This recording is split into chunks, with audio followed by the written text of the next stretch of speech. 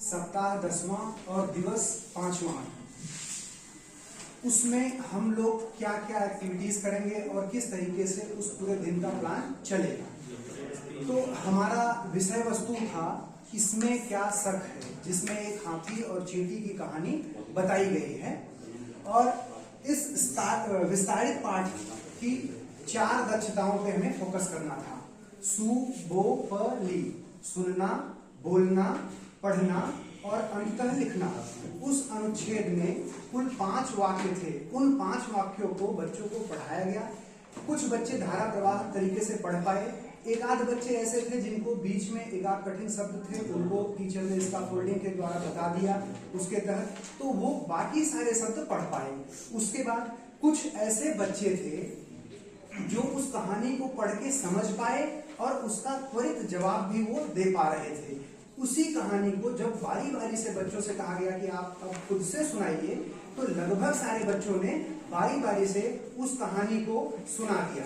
उसके बाद जब उत्तर लेखन की बारी आई तो हमने ये ध्यान दिया कि 3 प्रश्न इसमें दिए हुए हैं।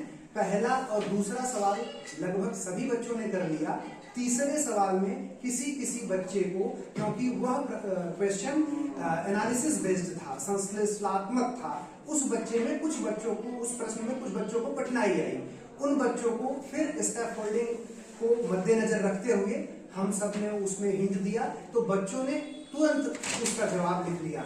कुछ बच्चों ने व्याकरण का सही इस्तेमाल करते हुए पूरा सेंटेंस, पूरा वाक्य फ्रेम किया था।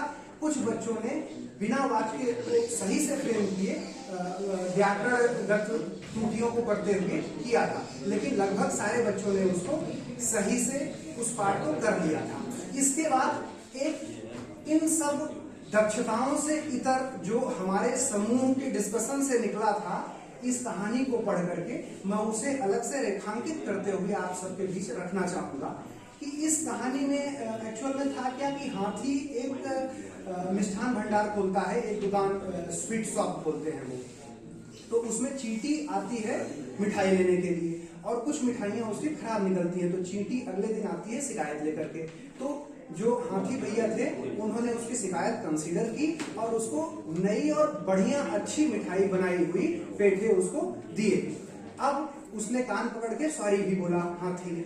एनसीईआरटी के बुक में, टेक्स्ट बुक में इस चैप्टर को इन कैरेक्टर्स के माध्यम से देने के 2-3 कारण हैं। पहला तो जो जैसे जंगल वाली पुस्तक हम सब ने शायद बचपन में पढ़ी होगी, उसमें विष्णु शर्मा ने जिस तरीके से उसमें जिक्र किया है, जंगल के जो कैरेक्टर्स होते हैं, जैसे जानवरों के नाम, हाथी हो गया, चींटी हो गया, उन सब से बच्चों को ज्यादा सीखने में, लर्निंग करने में आसानी होती है, उनकी अधिगम के सुगमता को देखते हुए।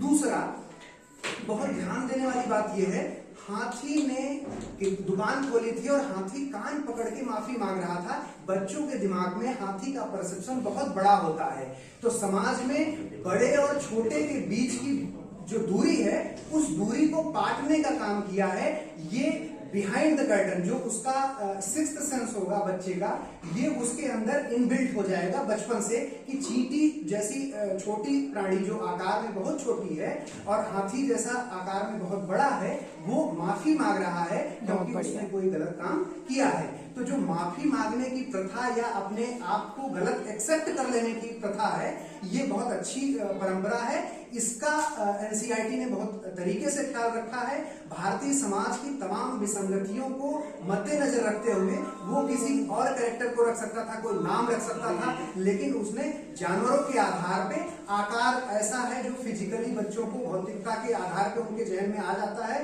उसको ध्यान में रखते हुए उसने हाथी और चींटी जैसे कैरेक्टर लिए हैं। मैं अपने ग्रुप की तरफ से इसका समापन करता हूँ। धन्यवाद। बहुत खूब सर, बहुत खूब।